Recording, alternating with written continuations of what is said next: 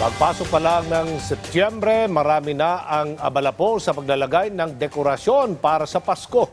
Alamin natin kung saan ba pwedeng makabili ng Christmas decor na swak sa ating budget. Mula sa ulat yan ni Bien Manalo.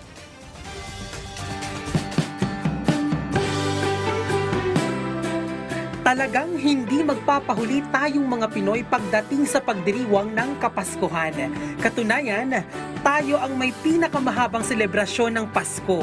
Aba Setyembre pa lang ramdam na ang Yuletide season saan mang sulok ng Pilipinas.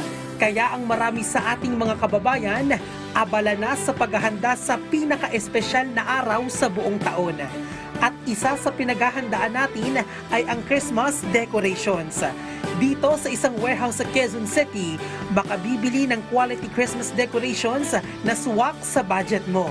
At maaari pang makadiskwento kung maramihan at bultuhan ang bibilhin mo.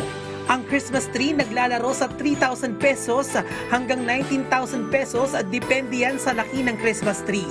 Ang presyo ng poinsettia na hindi nawawala sa mga dekorasyon naglalaro sa 12 pesos hanggang 160 pesos per piraso, depende sa laki.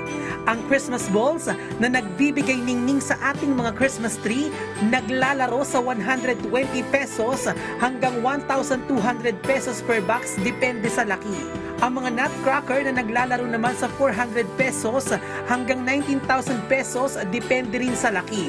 Ang presyo naman ng ceramic Santa Claus na nagre-range sa 180 pesos hanggang 1,200 pesos. Ang Christmas ribbons, mabibili sa halagang 35 pesos hanggang 495 pesos, depende sa tela. Ang Christmas ornaments, mabibili sa halagang 80 pesos hanggang 275 pesos kada piraso, depende sa laki at disenyo. May paalala naman ang ilang nagtitinda para makatipid sa pamimili ng Christmas decors at maiwasan ang anumang sakuna tulad ng sunog. Lagi nilang titingnan ang ICC palagi.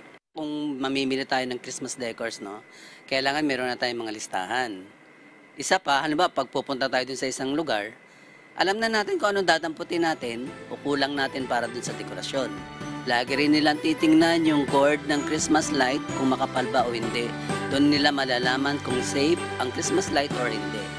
Bien Manalo para sa bayan.